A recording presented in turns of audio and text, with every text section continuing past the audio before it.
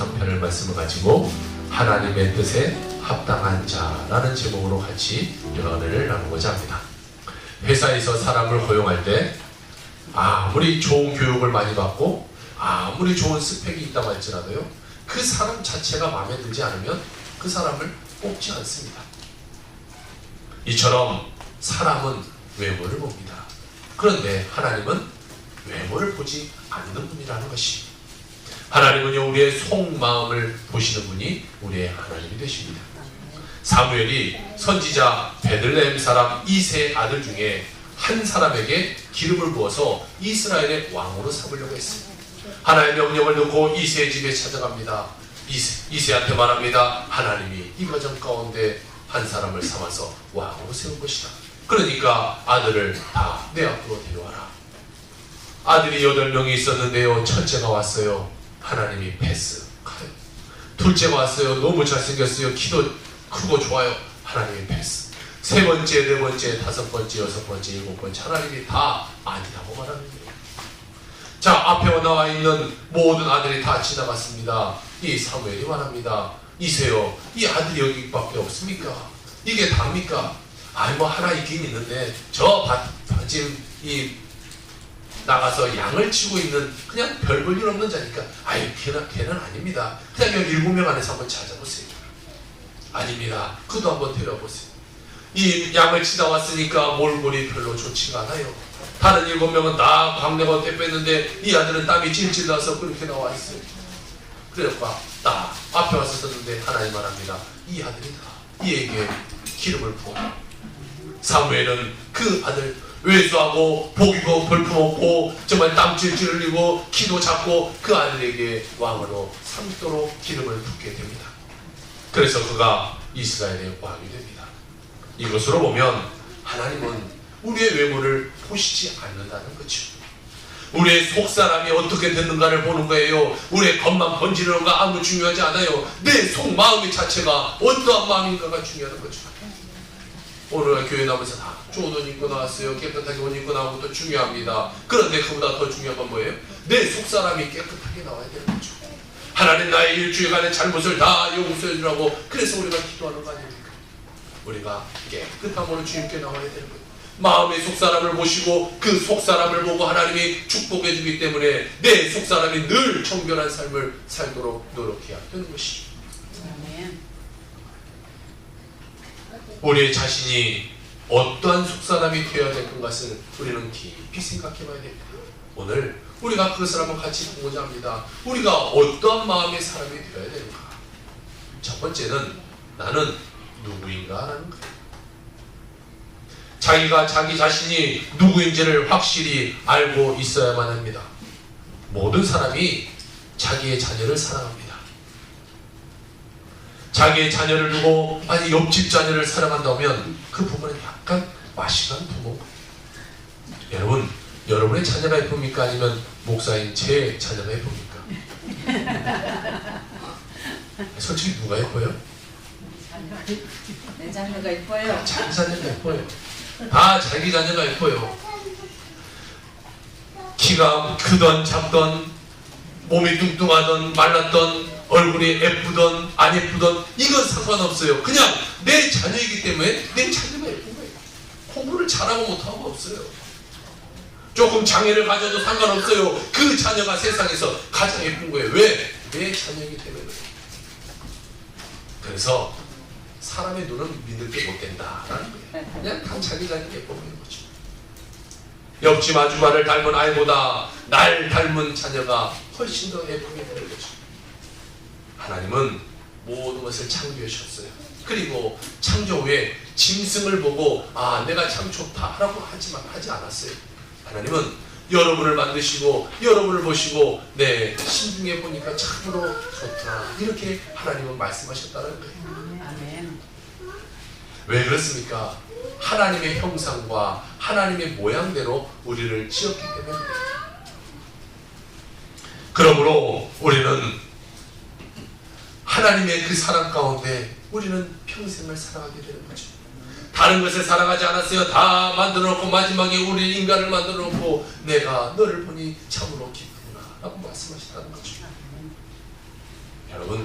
여러분이 없으면요, 하나님은 우주에 계시는데 재미가 없어요. 여러분을 봐야 하나님은 재미있는 거예요. 부모는 자녀를 봐야 기쁨이 넘쳐나는 거 아니겠습니까? 그러므로 하나님은요, 여러분을 볼 때마다 막 손을 부들부들 떨 정도로 막 너무 좋아서 하나님은 어쩔 줄 모른다는 거예요. 뭘도 여러분이 주의 전에 이렇게 나와 있는 모습을 볼 때 하나님 막 기쁨이 넘쳐나요. 아멘. 바로 여러분이 하나님의 피조물이라는 사실을 우리는 기억해야 된다는 거죠. 우리는 하나님의 피조물이에요. 하나님보다 높아질 수가 없어요. 세상보다 우리가 더 잘날 수가 없어요. 모든 거 우리는 하나님 안에 존속된 삶이고, 하나님 안에 있을 때 우리는 가장 기쁘고 행복이 넘쳐나는 삶이 되게 되는 것이죠. 아멘. 하나님이 자기를 사랑하는 여러분을 위해서 무엇을 먹을까, 무엇을 입을까, 무엇을 마실까, 어떻게 살까, 이런 것들을 우리가 걱정하지 않고 하나님이 직접 모든 것을 다 예배해 놓으셨습니다. 하나님이 다 준비해 놓고 내가 그 믿음에 나오기만 하면 그 믿음에 맞게 하나님은 다 선물로 준비해 놓은 것을 우리에게 주시게 된다는 것입니다. 그러니까 여러분은 걱정할 것이 없어요. 하나님께 모든 걸 다 맡기기만 하면 하나님이 다 해결해 주신 하나님인 것이. 내가 그 안에서 오늘 뭘 먹을까, 뭘 입을까, 나는 오늘 어떻게 살아갈까, 내 인생은 어떻게 될까 걱정할 거 없습니다. 하나님께 맡기세요. 하나님이 여러분을 지키시고 보호하시는 하나님이 되게 되시는 것입니다. 아멘. 여러분을 너무 사랑하기 때문에 여러분에게 필요한 모든 것을 다 하시고 미리 다 준비해 놓고 기다리고 계시는 거죠. 하나님이 여러분 위해 깜짝 놀라게 예배해 놓고 그것을 성령으로 보여주고 여러분이 즐거워하는 것을 보고 또 하나님은 그 모습 가운데 하나님은 또 기뻐하는 하나님이 되게 된다는 것이죠. 하나님은요, 우리에게 말합니다. 예레미야서 33장 3절에 너는 내게 부르짖으라. 이 화면을 돌려주시죠. 너는 내게 부르짖으라. 내가 내게 응답하겠고 내가 알지 못하는 크고 은밀한 일을 내게 행하리라. 보이리라. 하나님 말씀하고 있습니다. 여러분, 어려움을 당할 때 하나님께 부르짖으면요, 하나님 모든 것을 다 해결해 준다는 것입니다. 우리 삶 가운데 어려움이 있어요. 문제가 있어요. 고달픔이 있어요. 마음의 근심, 걱정, 초조, 불안이 있어요. 이 모든 것을 하나님께 맡기세요. 하나님께 맡기면 하나님이 반드시 응답하시는 하나님, 하나님 모든 것을 해결해 주시는 하나님이 되게 된다는 것이죠. 여러분, 천지를 하나님이 다 만들어 놓고 여러분을 그 가운데 만들어 놨어요. 다 준비해 놓고 여러분을 만드셨어요. 그리고 이 땅 가운데 살게 하시고 또 하나님은 우리에게 필요한 모든 것을 예비해 놓고 준비해 놓고 기다리고 계신다는 것이죠. 우리가 천지를 모를 때 하나님은 이것 봐라, 내가 다 이렇게 준비했다, 내가 너를 예배해 놨다, 놀라게 할 정도로 여러분에게 예배해 주시는 하나님이 되게 되는 것이죠. 그렇기 때문에 우리는 이런 하나님의 마음 가운데 어떻게든 드는 사람이 되어야 되는 것이죠. 하나님의 마음에 합한 사람이 되어야 되는 것이, 그 사람 가운데는 하나님이 축복의 문을 열어주게 되는 것이죠. 하나님이 나를 이렇게 좋아하는데 내가 하나님의 마음에 드는 사람이 됐다면 여러분, 하나님이 얼마나 기뻐하겠습니까?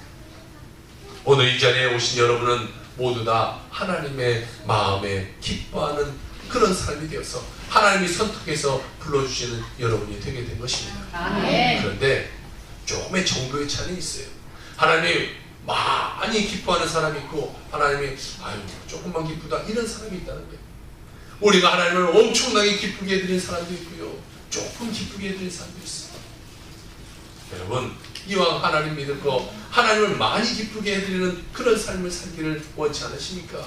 어떻게든지 내가 하나님을 기쁘게 할 수 있는, 하나님께 영광 돌릴 수 있는 그런 사람이 되어야지 않겠습니까? 하나님이 여러분의 마음에 들기 때문에 무엇이든지 좋은 것을 여러분에게 주시기를 원하는 하나님이 되게 되는 것입니다. 다윗은 하나님을 사랑했어요. 그리고 하나님을 의지했어요. 하나님의 사랑으로 관용과 겸손을 가진 사람이었어요. 평생에 하나님의 뜻대로 그는 삶을 살았어요.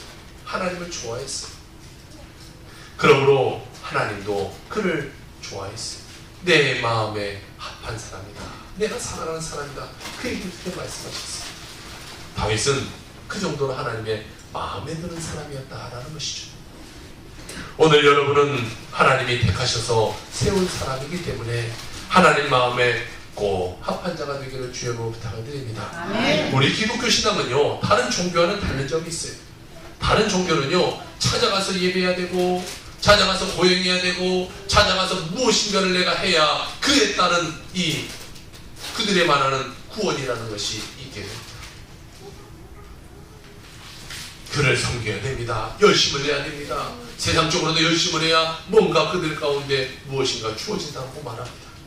그러나 우리는 이 땅 가운데 죄짓고 불의하고 추악하고 버림받아야 마땅한 우리들, 내버려진 사람들 같은 우리들인데도 불구하고 우리가 하나님께 나아가기 전에 하나님 우리를 찾아오시는 거예요. 그래서 등 두드려주면서 아이고야 힘들지, 내가 너와 함께 해줄게, 내가 너를 도와줄게, 내가 너를 자녀로 삼아줄게 라고 말하면서 하나님 우리를 부르시게 되는 거죠. 아멘. 우리가 무엇인가를 해서가 아니라 하나님은 그냥 우리를 하나님의 자녀이기 때문에 우리를 그냥 사랑해 주는 거예요. 아멘. 먼저 찾아오시는 거예요. 먼저 위로해 주시는 거예요. 먼저 다 하나님은 모든 것을 준비해 놓으시는 거예요. 아멘. 그리고 그 하나님의 뜻에 부응하는 자에게 놀라운 하나님의 축복을 더하여 주시게 되게 되는 것입니다. 아멘. 성령님으로 우리의 마음에 감동을 주시는 분이 하나님이에요. 여러분, 여러분의 마음에 감동을 받아서 예수를 구주로 모시고 오늘날처럼 여러분이 교회에 와서 앉아서 예배 드리게 되는 것입니다. 우리의 뜻은 전혀 없어요. 우리가 하나님께 잘한 것은 아무도 없어요. 무언가 우리가 하나님께 영광을 돌려서 이 자리에 있는 것이 아닙니다. 그저 하나님의 사랑 가운데 우리는 이 자리에 있는 거죠. 아멘. 하나님이 우리의 일주일의 삶을 되돌아보면서 너 이런 행동하고 했지, 너는 내 자녀가 될 수 없다라고 말한다면, 죄지음에 하나님의 자녀가 될 수 없다라고 말한다면, 죄지음에 주의 전에 나올 수 없다라고 말한다면, 오늘 저와 여러분 모두 다는 주의 전에 나올 자가 한 명도 없다는 거예요. 그런데 하나님은 또 용서하시고 또 용서하시고 또 용서하시는 하나님 되는 거예요. 그저 하나님의 자녀이기 때문에 사랑해 주는 거예요. 여러분의 자녀가 말 듣지 않아요. 문제를 일으켰어요. 그래도 그 자녀를 때로는 혼내기도 하겠지만 또 그 자녀를 사랑으로 그 자녀를 또 키우게 되는 거 아니겠습니까? 왜 그래요? 내 자녀이기 때문에. 그래도 사랑하니까, 문제를 일으켜도 사랑하니까, 말 듣지 않아도 사랑하니까 그 자녀를 품어주는 거예요. 우리 하나님은요, 여러분을 끝까지 품어주는 거예요. 아멘. 내가 잘못했어도, 내가 문제가 있어도, 내가 어려운 가운데 빠져 있더라도, 내가 조금 믿음이 하나님과 멀어져 있더라도 하나님은 또 찾아오시고 우리를 또 격려해서 하나님의 귀한 자녀로 만들어주게 된다는 것이죠. 아멘. 하나님의 특별한 사랑과 배려받은 사람들이므로 우리는 하나님의 사랑 가운데 기뻐하는 그런 기쁘게 해드리는 그런 삶을 살아야 된다는 것입니다.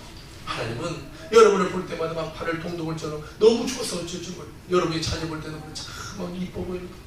아이가 짖지 않아도 이뻐 보이고요, 눈곱이 껴도 이뻐 보이고 너무 예뻐 보이잖아요. 하나님 여러분 볼 때마다 그런 거예요. 오늘도 왔구나, 아이고 오늘도 믿음으로 승리했구나. 하나님은 기쁘게 여러분을 바라보게 된다는 것이죠. 아멘. 그러므로 우리는 그런 하나님께 감사할 줄 아는 삶이 돼요. 감사하면요, 하나님의 은혜가 임하게 되는 것입니다. 아멘. 여러분도 하나님이 좋은 하나님이라는 것을 알고 항상 우리는 좋은 하나님을 외쳐야 됩니다. 좋은 하나님께 우리는 감사할 줄 알아야 됩니다. 하나님은 다윗에게 믿음을 기뻐하셨고, 그래서 다윗이 하나님 앞에 나올 때 하나님은 내 마음에 합당한 자다 이렇게 말하고 있습니다. 다윗은요 늘 감사했어요. 어려움이 처해도요 감사했어요. 정말 도망자의 삶이었어요. 때로는 침 흘리고 바보 같은 행동을 하면서 수년간을 살아야 되는 그런 삶이었어요. 그런데도 그는 하나님께 감사를 하고 있어요. 오늘 우리가 읽었던 시편 23편도 마찬가지, 여호와는 나의 목자시니 나는 부족함이 없다라고 말하고 있어요. 그의 삶을 보면요, 그의 삶은 어려웠어요. 왕인데도 쫓겨다녀요. 왕인데도 계속해서 공격을 당해요. 나중에는 아들에게도 가서 바보짓하고, 때로는 계속해서 도망자의 삶, 사람들 눈에 피하는 삶, 그런 삶을 살. 그런데도 그런 뭐라고 말합니까? 여호와는 나의 목자시니 내가 부족함이 없으리로다. 나를 늘 좋은 길로 인도하시는 분은 우리 하나님입니다. 좋으신 하나님입니다. 그런 말하는 거예요. 모든 성경에서 보세요. 힘들고 어려웠던 사람들이 있지만 그 사람들이 그 가운데서도 기쁨으로 그 가운데서도 감사할 때 그는 이 성경에 기록되어 있는 위대한 인물이 되게 되는 것입니다. 우리 삶에는요 어려움이 찾아옵니다. 힘듦이 찾아옵니다. 그렇지만 그 힘들고 어려운 삶을 내가 기쁨으로 감사함으로 내가 지내냐 아니면 원망과 불평으로 지내냐에 따라 정말 하나님의 사람이 되기도 하고 아니면 세상 가운데 있는 사람이 되기도 하는 것입니다. 우리는 늘 좋으신 하나님을 바라보며 좋으신 하나님과 함께 동행하는 삶을 살아야 되는 것입니다. 우리가 목자이신 하나님을 믿고 감사함으로 나가면 하나님도 여러분에게 똑같이 말해주는 거예요. 내 마음에 합한 자다. 내 마음에 합당한 자다. 그리고 여러분과 함께 하나님은 함께 하시게 될 것입니다. 하나님이 합당한 자라고 안 하고 만약 사람이 당신은 나에게 너무 좋은 사람이에요, 너무 기쁜 사람이에요 이렇게 말한다고 해도 우리에게는 기쁨이 넘쳐날 거 아닙니까? 어떤 사람이 내가 너무 좋은 사람이라고 말한다면 나는 기쁨이 넘칠 거예요. 그런데 사람의 관계가 아니에요. 하나님이 나를 너는 너무 좋은 사람이야, 너무 합당한 사람이야, 내 마음에 꼭 맞는 사람이라고 말한다면 우리는 얼마나 행복하겠습니까? 우리는 얼마나 기쁨이 넘쳐나겠습니까? 만물을 지으신 하나님이, 우리를 창조하신 하나님이 나는 너를 정말로 사랑한다 라고 말한다면 우리는 기쁨이 넘쳐나는 삶을 살게 될 것입니다. 하나님은 우리에게 말합니다. 너 같은 아들, 너 같은 딸은 너 같은 딸을 두어서 참으로 내가 기쁘구나. 내가 너를 자녀 삼은 것이 나는 너무나 기쁘구나 라고 말할 때 우리의 삶에는 참 소망이 생기게 되는 것입니다. 영국의 찬송가의 아버지라고 불리는 아이작 왓슨이라는 사람이 있어요. 이 사람은 찬송가에 여러 찬송가를 지었습니다. 우리나라의 찬송가에도 여러 곡이 이 사람의 찬송가가 기록되어 있어요. 이 아이작 왓츠가 이런 말을 합니다. 하나님이 계신 곳에는 두 곳이 있는데 하나는 천국과 하나는 감사하는 마음이다 라는 말을 합니다. 하나님이 감사를 얼마나 기뻐하는지를 우리가 알 수가 있는 거죠. 하나님이 거하는 곳은 감사하는 곳이 우리가 감사하고 늘 감사하고 감사하면요 그 가운데 하나님이 거하는 거예요. 원망과 불평하는 것이 아니라 감사하는 곳에 하나님이 우리와 함께하는 것입니다. 환경이 나아졌어요. 아니 내 지금의 환경, 내 지금의 모습 가운데도 감사할 줄 아는 자에게 하나님은 함께 하시게 된다는 것이죠. 아멘. 우리가 없는 것을 가지고 불평하는 것이 아니라 있는 것을 가지고 감사를 드리면 하나님이 기뻐하시고 그 하나님이 우리와 함께 하시게 되는 것입니다. 뿐만 아니라 하나님은 감사하는 사람들에게 계속적으로 은혜를 주십니다. 감사는 벽에 던지는 공과 똑같아요. 그래서 이 공에 내가 감사로 던지면 그것은 또 나에게 감사로 다가오게 됩니다. 그럼 우리는 늘 감사를 던질 줄 아는 자가 되어야 되는 것이죠. 두 번째로 보면 우리는 상상과 꿈이 있는 사람이 되어야 됩니다. 여러분이 하나님의 즐거운 대상이 되기 위해서는 하늘나라를 늘 상상하고 하나님에 대한 꿈을 꾸는 사람이 되어야 됩니다. 예수 안 믿는 사람은 하나님을 상상하지 못해요. 예수 안 믿는 사람은 하나님 안에서 꿈꾸지 못해요. 하나님에 대한 꿈을 전혀 꾸지 않습니다. 그러나 여러분은 상상력이 풍부하고 꿈꾸는 사람이 되어야만 된다는 것이죠. 꿈이라는 것은 마음에 간직하는 소원, 이것이 꿈이 되는 것입니다. 무슨 꿈을 꿉니까? 내가 늘 마음에 바라고 소원하는 것이 이루어지는 꿈을 마음으로 바라보는 것이죠. 모든 사람이 마음의 꿈을 가지고 있어야 됩니다. 우리는 꿈을 꾸는 사람이 되어야 돼요. 꿈이 없는 백성은 망하지요. 꿈이 없는 백성은 미래가 없습니다. 그러므로 꿈이 없는 사람은 하나님이 버리게 되는 것이. 그럼 우리는 꿈을 꿔야 돼요. 늘 꿈을 꿔야 돼요. 여러분이 항상 마음에 크고 좋은 꿈을 품고 있어야 우리는 하나님의 사랑을 받을 수가 있게 되는 것입니다. 내가 소원하고 바라는 것을 이루어진 모습으로 마음에 꿈꾸고 있는 것이 굉장히 중요합니다. 내가 그렇게 되는 것을 내가 바라보는 거예요. 그렇게 내가 되어 있는 것을 꿈꾸는 거예요. 나라적으로도 꿈을 꿔야 되고요. 교회적으로도 꿈을 꿔야 되고요. 개인적으로 영적으로도 꿈을 꿔야 되는 것입니다. 꿈이 많은 나라를 치고 못 사는 나라가 없습니다. 유럽 사람들이 미국으로 건너갑니다. 그리고 그들은 꿈을 꿉니다. 그곳에 넘어가서 하나님의 축복을 받아 나는 반드시 잘 될 거다. 그들이 미국에 가서 최대의 국가를 이루게 됩니다. 조영기 목사님은요, 천막교회를 할 때에 서울에서 가장 큰 교회 영락교회를 찾아갔어요. 그래서 가로와 가로를 줄로 재고 세로와 세로를 줄로 잽니다. 그리고 꿈을 꿉니다. 하나님, 나는 이보다 더 큰 교회를 할 수 있도록 하나님 허락해 주세요.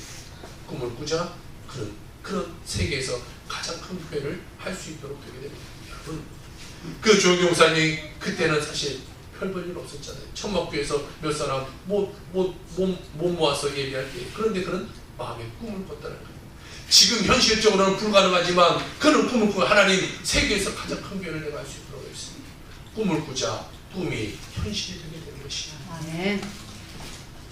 빌립보서 2장 13절에 이렇게 말합니다. 너희 안에 행하시는 이는 하나님이시니 자기의 기쁘신 뜻을 위하여 너희에게 소원을 두고 행하게 하신다라고 말합니다. 우리 세동단 수복교회도 꿈을 꿉니다. 아멘. 우리의 꿈은 이 이동탄이 하나님께 바쳐지는 그 지역이 되기 위해서, 정말 우리 교회가 이 이동탄에 가장 영향력 있는 교회가 되기 위해서 우리는 또 꿈을 꿉니다. 아멘. 정말 영향력이 있어야 이 지역에는 다른 종교들이 들어오지도 못하고 다른 종교적인 행사도 못하고 정말 다른 무언가를 할 때는 다들 막 교회를 찾아와서 우리가 좀 하면 안 되겠습니까? 라고 말하고 아예 안 됩니다 라고 말하면 그들은 못하는 그런 영향력 있는 교회가 되지 않겠습니까? 아멘. 교회가 있는 둥 없는 둥 그런 교회가 아니라 정말 영향력을 행사할 수 있는 그런 교회가 되고 문화를 바꿀 수 있는 그런 교회가 되기를 우리는 소원하며 꿈을 꾸는 것입니다. 아멘. 우리 지난 2월 우리는 30명의 예배자를 꿈꾸면서 기도했습니다. 그리고 6월 말 우리 32명의 예배자가 같이 와서 예배를 드렸습니다. 그리고 개척 10개월 만에 우리는 50명의 예배자를 꿈꾸면서 또 기도했습니다. 그리고 지난주 우리는 57명을 같이 모여서 예배를 드렸습니다. 아멘. 하나님은 꿈꾸는 자에게 반드시 허락하여 준다는 거예요. 요즘 같은 개척이 힘든 시대에 어떻게 50명이 모일 수가 있겠습니까? 오늘 여러분들이 많이 빠져나갔지만 또 반드시 우리는 채워질 것을 믿음으로 보는 거죠. 아멘. 하면 된다는 것을 우리는 이제 받지 않습니까? 아멘. 기억하지 않습니까? 아멘. 우리는 계속해서 꿈을 꾸는 거예요. 또 우리는 꿈을 꿉니다. 하나님, 연말까지 이제 100명의 예배자를 주시옵소서. 아멘. 한 분이 그러더라고요. 아유 목사님, 이제 좀 숫자들 좀 그만해. 힘들어요. 그래도 또 꿈꾸는 거예요. 또 꿈꾸고 계속 꿈꾸는 거예요. 힘들어도 우리는 또 노력하고 또 노력하고 또 노력하는 거예요. 여러분, 우리가 하나님 나라 확장하는데, 한 생명이라도 구원하는데 우리가 애써 힘써야지. 무엇을 위해서 우리가 애써 힘쓰는 삶을 살게 되는 겁니다. 그것을 우리가 최대한의 목표로 놓고 우리가 인생을 살아가는 삶이 되어야 되는 것이죠. 아멘. 우리는 이제 봤기 때문에 믿음이 좀 더 생겼어. 아, 되는구나. 30명이 됐고 50명이 되는구나. 믿음으로 이제 기도하는 거죠. 이제 100명을 위해서 기도하면요, 이제 50명은 저 밑으로 가 있는 거예요. 이제 50명, 당연히 되는 거. 이렇게 우리가 생각이 되는 거죠. 그런 생각이 내 생각이 되고 그것이 믿음이 될 때 우리는 그 정도 성장하게 되게 되는 것입니다. 아멘. 사랑하는 성도 여러분, 우리 세동단 순복음교회는 반드시 그러갑니다.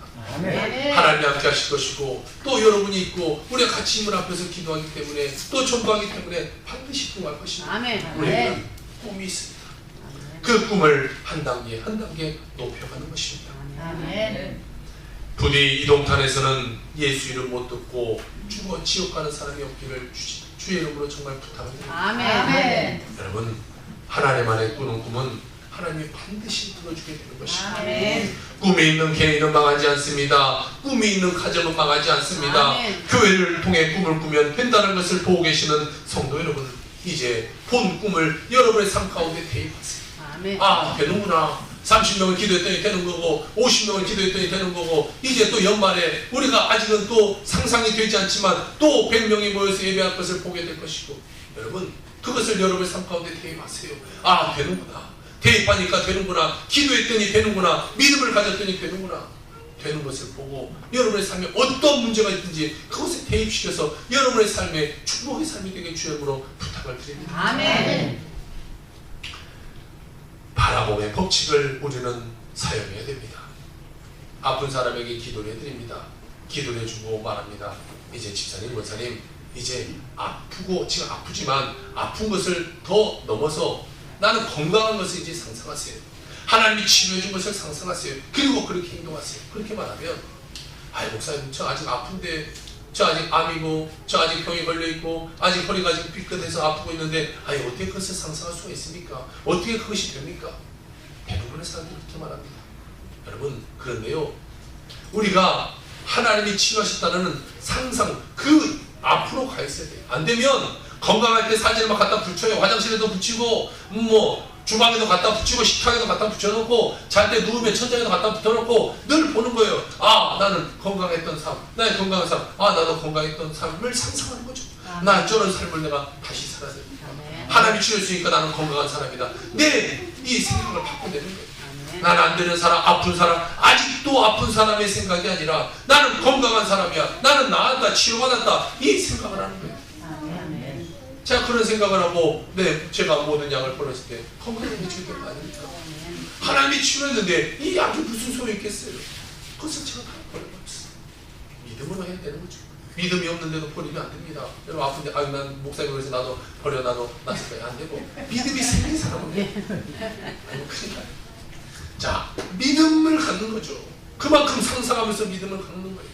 그러면 그 믿음대로 하나님은 일하시게 되는 것입니다. 아멘. 바라봄의 법칙을 적용해서 여러분은 믿고 나은 사람처럼 행동하고 말하는 사람들에게 주 여러분 부탁을 드립니다. 아멘. 여러분에게 어떠한 문제가 있습니까?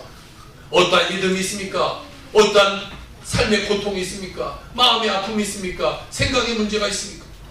여러분 기도하고 이제 문제가 해결된 것을 상상하고 그 믿음으로 여러분 살아가길 주 여러분으로 부탁을 드립니다. 아멘. 한 빵가게 하는 사람이 있었습니다. 이 사람은 길에서 빵을 구워서 파는 사람이었어요. 길에서 빵을 구워서 팔다 보니까 얼마나 사람들이 많이 사 먹겠습니까? 멋있는 빵가게, 유명한 이 빵을 만드는 사람들이 만들어서 하는 그런 빵가게는 잘 되겠지만 길에서 그냥 이렇게 구워서 파는 빵가게가 되면 얼마나 잘 되겠어요. 그런데 그 사람이 기도해요. 하나님, 내가 이 빵을 많이 팔아서 잘 되게 해주셔서 기도했어요. 그가 1년에 빵을 1억 원을 팝니다. 자, 이런 가게에서 1억 원 파는 것보다 그 사람은 세금도 안 내요. 또 집세도 안 내요. 다른 거 낼 것이 없죠. 그러다 보니까 이 순수익이 훨씬 더 많아졌어요. 그는 그렇게 기도해서 지금 300곳에 가맹점을 낸 사장이 되게 되었어요. 자, 길거리에서 빵 구워 파는 사람이 하나님 앞에 기도하고 꿈꿨더니 지금은 프랜차이저 300개를 두는 그 회장이 되게 된 거죠. 그래서 그는 지금 헐헐 날고 있다고 합니다. 사람들은 안 믿어도 꿈을 꾸면 꿈이 자기를 이끌어간다는 것을 믿고 그는 간증하고 있는 것을 읽은 적이 있습니다. 아무도 안 믿어도 그는 기도했다는 거예요. 아무도 안 믿어도 꿈꿨다는 거예요. 하나님 나를 그렇게 할 거야. 이 꿈이 나를 이끌어갈 거야. 아멘. 지금 나는 별 볼 일 없는 그냥 길에서 빵 굽는 사람이지만 하나님이 나를 분명히 축복해 줄 거야. 아멘. 믿음으로 기도했더니 그것이 자기를 이끌어간다는 것이. 한 여론조사의 기관이 이 직장인을 대상으로 설문조사를 했어요. 무엇을 설문조사했냐? 당신은 꿈을 갖고 있습니까? 라는 설문조사를 했어요. 자, 이 질문에 76.4%가 나는 꿈을 쫓고 삽니다. 이렇게 대답을 했어요. 그리고 20% 사람은 아직도 꿈을 갖고 있습니다. 이렇게 대답을 했어요. 지금도 꿈을 실현하고 있다고 대답한 사람은 3%입니다. 이것이 오늘날 대부분의 직장인들이 아무 꿈도 없이 그냥 하루를 근근히 살아가고 있는 모습을 우리에게 보여주고 있게 되는 것이죠. 고생만 많이 하고 별 성과가 없게 되는 것이죠. 하버드 대학교에서 또 한 설문조사를 했습니다. 그곳에서는 목표가 인생에 미치는 영향에 대해서 설문조사를 했습니다. 그런데 놀라운 연구 결과가 나타났습니다. 실험 대상자 중에 27%는 목표가 없었어요. 60%는 목표가 있긴 있는데 뭔가 힘이 있는 둥 마는 둥 희미한 목표를 갖고 있었어요. 10%는 단기적인 목표를 갖고 있었고 겨우 3%만이 명확한 장기적인 그런 목표를 갖고 인생을 살아가더라는 것이. 그리고 25년이 흘렸습니다. 다시 그들을 똑같이 조사했어요. 목표가 없었던 27%는 최하위의 삶을 살고 있더라는 것이죠. 목표가 희미했던 60%는 중하위권의 삶을 살고 있더랍니다. 단기적인 목표를 갖고 있던 10%는 중상위층의 삶을 살고 있었고 명확하고 장기적인 목표를 가지고 있던 3%는 사회 각계의 최고의 인사가 되어 있더라는 것이죠. 여러분, 기관차가 이 여객차를 끌고 가게 되는 것입니다. 꿈을 가지면, 꿈을 품으면 꿈이 우리의 인생을 이끌어가게 되는 것입니다. 아멘. 꿈을 접어놓고 살지 말기를 바랍니다. 아멘. 여러분의 얼굴을 제가 보니까 여기는 꿈을 접은 사람이 한 사람도 없는 것 같아요. 여러분, 꿈꾸는 사람이 되길 주의로 부탁드립니다. 아멘. 왜 그러냐면 하나님은요, 꿈꾸는 사람을 좋아해요. 그렇게 기쁨을 가지고 희망을 가지고 하나님 앞에 이 기도하며 하나님 내가 이런 삶을 살기를 합니다 소원하는 사람을 하나님은 원하고 계신다는 것이죠. 아멘. 그렇기 때문에 꿈꾸는 사람들을 보고 하나님은 너는 내 마음에 합한 사람이야 이렇게 말하는 것입니다. 하나님은 끊임없이 우주를 꿈꾸시고 우주를 지으신 분이기 때문에 하나님처럼 꿈을 꾸면요, 너는 내 자녀구나, 너는 나를 닮았고 내가 너를 볼 때 기뻐하고 내가 너를 좋아한다 라고 하나님이 말씀해 주게 되는 것입니다. 세 번째는 믿음과 창조적인 이 말을 하는 삶을 살아야 됩니다. 하나님이 뭐라고 말씀합니까? 히브리서 10장 38절 나의 의인은 믿음으로 말미암아 살리라. 또한 뒤로 물러가면 그 마음이 그를 기뻐하지 아니한다 라고 말하고 있습니다. 믿음으로 사는 것이 내 자식이다 이렇게 말한다는 거예요. 뒤로 넘어지고 물러가면 내가 너를 기뻐하지 않는다 라고 말하는 것입니다. 여러분, 사람들이 다 걱정하는 것은 내가 과연 믿음이 있는가 라는 것이죠. 내가 과연 믿음의 사람인가 이것을 걱정합니다. 그것을 걱정하는데 하나님은 성경에 각각 사람들에게 믿음의 분량을 주셨다라고 하나님은 말씀하고 있어요. 그러니까 우리 모두는 믿음이 있어요. 우리 모두는 하나님이 주신 믿음의 분량이 있다는 것이죠. 믿음이 있는 우리는 믿는 것은 하나님 앞에 말하고 마귀에게 말하고 여러분 자신에게 그 믿는 것을 말할 수 있는 자가 되어야 되는 것입니다. 하나님과 말하는 것은 믿음의 말을 하나님과 할 수 있게 되는 것이죠. 여러분의 생각을 통해서 말하고 꿈을 통해서 말하고 믿음을 통해서 말하고 우리는 말을 통해서 말을 하게 되는 것이죠. 그러면 하나님과 대화가 되는 것입니다. 꿈을 갖고 믿음을 갖고 하나님께 기도하는 자에게 하나님은 응답하시게 되는 것이죠. 말은 창조적인 에너지를 가지고 있어요. 힘을 가지고 있어요. 여러분의 가슴 속에 이 품고 있으면 여러분의 말을 컨트롤하지만 입 밖에 나가면요, 호수에 돌을 던져서 파장이 흘러나가는 것 같이 이게 힘이 있게 되게 되는 것입니다. 여러분을 위해서, 이웃을 위해서 기적을 만들어 나가게 되는 것이죠. 우리 입에서 나오는 말은 사라지지 않고 에너지가 되어서 우리 삶에서 계속해서 역사에서 흐르게 됩니다. 여러분이 욕을 하면요, 그 욕이 말한 대로 상대방에 가서 파괴를 일으키게 되는 거죠. 축복을 하면요, 입 밖에 나가서 그 말이 축복의 말로 사람들을 변화시키게 되는 것입니다. 감사하면요, 감사의 말이 나가면 다른 사람도 감사하도록 만들게 되는 것입니다. 여러분 사람들이 모여서 한번 말해보세요. 내가 불평 한번 탁 한번 해보세요. 금세 여기 같은 모임의 사람은 다 막 너나 나나 할 없이 불평을 말하게 됩니다. 그런데 어떤 사람이 막 불평을 하다가도 감사의 말을 하면서 나 하나님한테 이런 축복을 받았고 하나님께 이런 감사를 하고 그러면 그 말들이 싹 사라지고 그들도 감사를 말하게 되는 것이죠. 우리는 늘 감사와 축복을 말하는 사람이 되어야 됩니다. 그래야 우리가 살아나는 거죠. 교회 안에서도 마찬가지 아니겠어요? 내 말이 어떤 말이 나가냐에 따라 교회가 잘 되고 못 되고는 결정되어 있어요. 내가 늘 긍정적인 말, 내가 늘 기쁨의 말, 내가 늘 축복의 말을 한다면요, 그것이 다 전파가 되어서 모든 사람들이 그런 마인드로 우리 교회를 섬기게 되어요. 아멘. 아멘. 한쪽에서 불평 불만이 일어나요. 그것이 다른 사람에게 전달돼요. 그러면 그것을 들은 사람도 마음에 불평 불만이 확 일어나게 됩니다. 전혀 그런 생각이 없다가도 그런 말을 들으면요, 막 불평이 일어나요. 여러분, 제가 여기서 여러분에게 욕을 한다고 해봅시다. 그러면 기분 좋을 사람이 어떻겠어요? 그럼 여러분 저한테 어떻게 하겠어요? 같이 욕을 하겠죠. 그럼 이게 뭐 되겠어요? 교회가 되겠어요? 감사의 말을 하고 서로 감사하고 서로 사랑하고 서로 축복하고 이런 관계가 되어야 우리의 삶이 잘 되는 거 아니겠습니까? 가정도 마찬가지예요. 아내가 남편에게, 남편이 아내에게 서로 감사의 말, 축복의 말, 사랑의 말을 해야지 늘 나쁜 말, 좋지 못한 말, 뭐 욕하고 막 이러면요, 그 가정은 언젠가는 반드시 깨어지게 되게 될 것이죠. 평균적으로 여자는 하루에 2만 단어를 이야기한다고 합니다. 그에 비해 남자는 7천 단어를 이야기한대요. 그러므로 가정에서 자녀를 기르거나 일을 할 때 누구의 뜻이 많이 이루어지냐? 여자의 뜻이 많이 이루어져요. 그래서 가정을 보면요, 여자들이 말한 대로 가정을 흘러갑니다. 남자들은 별 힘이 없어요. 부인의 뜻이 많이 이루어지게 돼요. 말을 많이 하기 때문에 그것이 에너지가 나가서 그렇게 되는 거죠.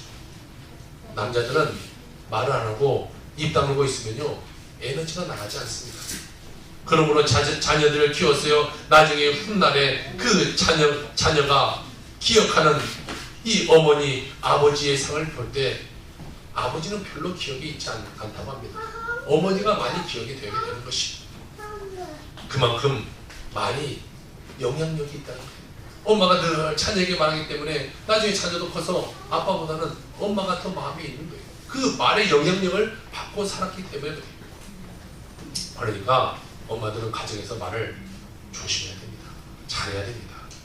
이 자녀들이 늘 그것에 영향력을 받고 살기 때문에 좋은 말을 하고 기쁜 말을 하고 이 아이들에게 키워주는 말을 하고 이 용기 있는 말을 하고 그렇게 해야 되게 되는 것이죠. 교회에서도 마찬가지예요. 이 중증에 있는 권사님이나 또 위에 있는 분들은 늘 말을, 좋은 말을 해야 돼요. 그래야 그 영향력을 다 받아서 가게 되게 되는 것입니다. 2013년 에메랄드 건에서 그 보고서를 보니까 이 왜 남자와 여자의 말에 많은 차이가 나냐고 이 결과를 봤는데, 이 뇌의 이 단백질의 차이가 그 말에 얼만큼 말을 많이 하냐, 적금하냐의 차이라고 말합니다. 어찌됐든 간에 남자든 여자든 우리는 매일같이 엄청난 말을 하고 또 그 엄청난 말을 들으면서 삶을 살아가게 됩니다. 말은 밭에 뿌리는 씨와 똑같아요. 어떠한 것을 심느냐에 따라 나는 것이 다릅니다. 목사님 제 삶은 늘 좋지 않아요. 늘 문제가 있어요. 왜 그래요? 좋지 못한 것을 심고 살기 때문에 열매가 좋지 못하게 되는 거죠. 삶을 돌아봐야 되는 거예요. 내 삶에 왜 이렇게 좋지 못한 것이 일어나는가 돌아봐야 되는 것이죠. 그리고 잘못된 것이 있으면 뽑아버리고 새로운 씨를 심는 거예요. 믿음의 씨를 심고 감사의 씨를 심고 축복의 씨를 심고 늘 하나님 안에서의 믿음의, 기쁨의, 즐거움의 그런 씨를 심어야 내 삶에 나중에 그런 씨의 열매가 나타나게 되게 되는 것이죠. 그러므로 우리는 삶의 환경을 변화시키는 에너지라고 할 수 있는 말을 조심하게 사용해야 되는 것입니다. 그리고 그것을 중요하게 생각하고 우리가 말을 해야 된다는 것이죠. 사랑하는 성도 여러분, 하나님처럼 말함으로 환경과 운명을 변화시키고 하나님처럼 믿음으로 태산을 옮기고 하나님처럼 새로운 꿈을 꾸므로 새로운 세계를 만들고 하나님과 함께 일함으로 하나님의 재미를 느끼고 하나님과 즐거워하고 그 뜻에 합당한 자라는 말을 듣고 하나님은 항상 여러분과 함께 살기를 원하시는 분이 하나님이라는 것이죠. 하나님께서는 내 마음에 합당한 사람으로 생각하고 다윗에게 복을 내려주게 됩니다. 그와 마찬가지로 여러분이 하나님께 합당한 사람이 되게 될 때 하나님 여러분에게 복을 내려주게 되는 것입니다. 오늘 여러분은 모두 다 하나님의 형상대로 하나님의 모양대로 지음받은 사람들입니다.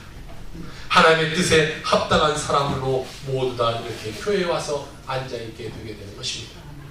하나님이 여러분의 삶을 기쁘게 여기시고 여러분의 삶 가운데 축복해 주시고 여러분 삶 가운데 기적을 베풀어 주시게 되실 것입니다. 아멘. 여러분 믿음으로 이제 기도하세요. 믿음으로 상상하면서 기도하세요. 나는 아멘. 잘 될 거다. 내 가정은 잘 될 것이고 아멘. 나의 육체적인 모든 문제, 내 마음의 어려움들은 다 잘 될 거야. 아멘. 믿음의 아멘. 상상을 하세요. 그리고 나는 이제 나았다. 나는 해결됐다. 여러분 믿음의 선포를 하세요. 아멘. 그러면 하나님이 안 들어줄 수가 없게 되는 거죠. 아멘. 자녀가 엄마가 말해서 엄마가 나중에 한 일주일 뒤에 내가 용돈 1,000원 줄게. 그럼 막 자녀가 만약 교회 와서 막 다 말한 거야. 우리 엄마가 일주일 뒤에 준대요. 우리 엄마가 일주일 준대요. 늘 말하고 다녔어요. 그러면 일주일 뒤에 엄마는 꼼짝없이 1,000원 줘야 돼요. 아니면 나쁜 집사님, 권사님 이렇게 되는 거예요. 마찬가지예요. 하나님 내가 하나님 믿음을 갖고 선포하면요. 하나님 꼼짝없이 들어주게 되는 거예요. 아멘. 왜? 내가 그렇게 믿음을 갖고 선포했고 하나님 믿음대로 선포하면 된다고 하나님 말씀하시기 때문에 아멘. 내 입을 크게 해라 내가 너를 채우겠다라고 말씀하시기 아멘. 때문에 믿음에 선포한 대로 모든 것을 이루어진다고 하나님 말씀하시기 때문에 아멘. 여러분 오늘부터 믿음을 가지기 바랍니다. 아멘. 그리고 꿈을 꾸시기 바랍니다. 아멘. 믿음에 선포하기 바랍니다. 아멘. 그 믿음의 선포가 여러분의 미래가 되는 것입니다. 아멘. 기도합시다. 하나님 감사를 드립니다. 오늘 우리는 시편 23편의 말씀을 가지고 하나님의 뜻에 합당한